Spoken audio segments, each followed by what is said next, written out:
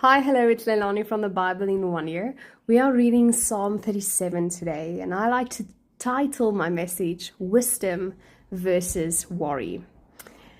Now, I want to believe that my husband is the most intelligent man on planet Earth because he is so full of wisdom. Whenever I am facing a problem and he comes to me and says, you can either worry about it or get a different perspective. And he adds wisdom into my life by giving me different perspectives and telling me that this is not the will of God, that you should worry. Now, today's portion of scripture emphasizes on trusting in the Lord. The Amplified adds on and says to lean on, rely on, and be confident in the Lord. Now, in our daily lives, it means to rely on God's timing, not trying to control everything ourselves. By saying this, I realize I might be challenged this very week on this specific chapter because I like to be in control, to know what will happen so that I can be prepared. I don't like to be caught off guard. I like to plan things and I like to know how to handle things. But I also know that the moment we step into relationship with God, we are challenged to completely surrender. And I try to be very careful of what I sing because we often have to practice what we preach. And when I sing, I surrender all, I will be given an opportunity to practice what I just sang. And when I say I surrender all, there is no room for worrying. And worry is almost inevitable because, like I said, it almost comes naturally to us. We worry about our jobs, our finances, the future. We worry about our parents, and our parents worry about us. And I'm not saying that all worrying is wrong, because often it is associated with care and love, but worry should not affect our vision. It should not affect our being. And there's this famous quote that says, worry is like a rocking chair. It gives you something to do, but it gets you nowhere.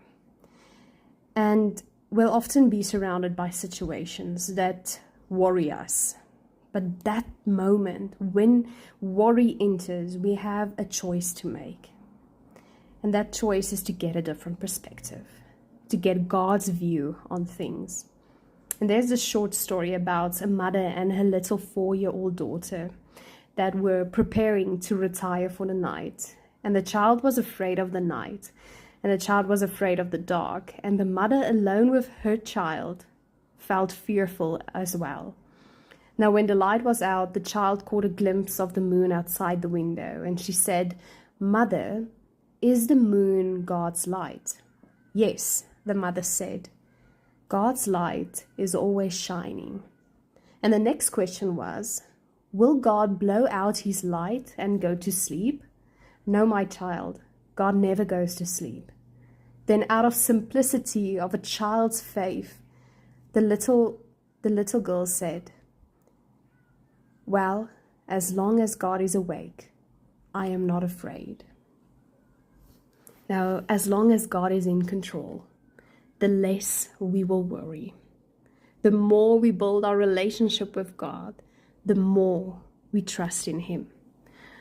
Now, David says, out of experience, to commit our ways to the Lord, to roll each concern and each load that we have onto Him. And verse 7 is my ultimate favorite verse that says, "Be still, rest in the Lord, wait for Him, and patiently lean yourself upon Him."